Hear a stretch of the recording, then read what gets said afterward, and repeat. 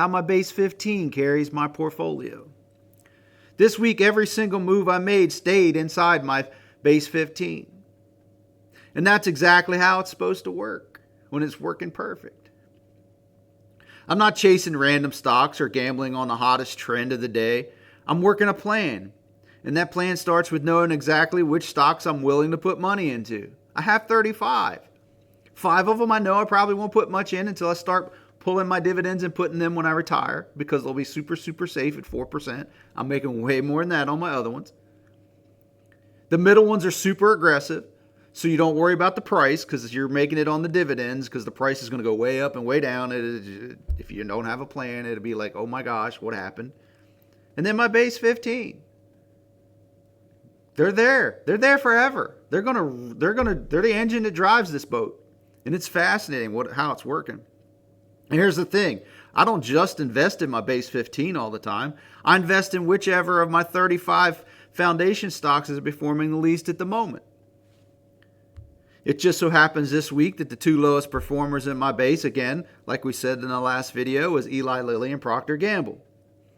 And the top performer, the one I was pruning from, was also in my base 15, which was Apple. That's not always how it works. Sometimes the weakest performers are in my momentum 15. Those more aggressive growth plays that I have. Rarely it's in my freedom 15, the bonds. But they're in my list.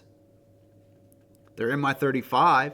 I'm watching them. They're staying in the middle, exactly where I expected them to be.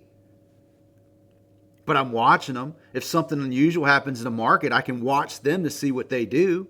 So I understand it when I get to my retirement, when I want to pull from it and live off of it, that I can go, okay, so this is what I can expect when the market does this. This is what I can expect when it does that. So I don't freak out.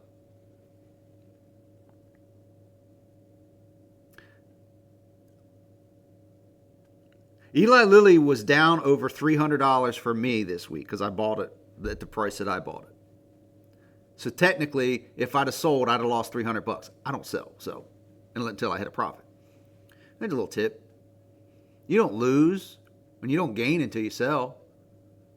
So you can hold it forever.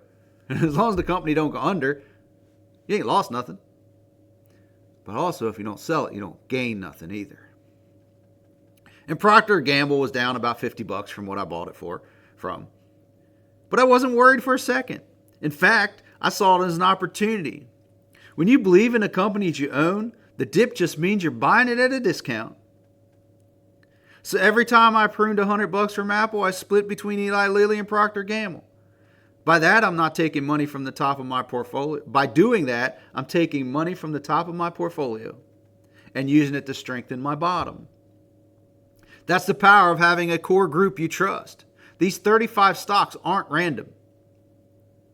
I've picked them for their long-term stability, their growth potential, their ability to keep working for me year after year.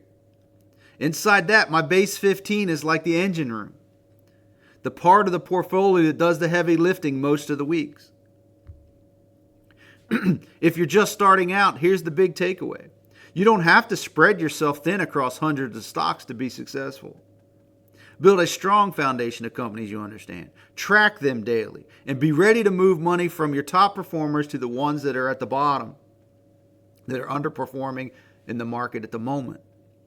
That's how you keep your portfolio balanced and growing without constantly chasing something new. This week, my core 15 did exactly what they were supposed to do. They carried the weight. And the best part, my overall portfolio is still doing over 14%, even after a $200 drop in a single day this week. That's the kind of stability you get when your foundation is solid. Remember, I'm not an advisor. I'm just sharing what I'm doing in my own portfolio. This isn't a recommendation for what you should buy or sell, but hopefully it shows you how focusing on a core group of stocks can keep your investing steady, even when the market is unpredictable. See you next time.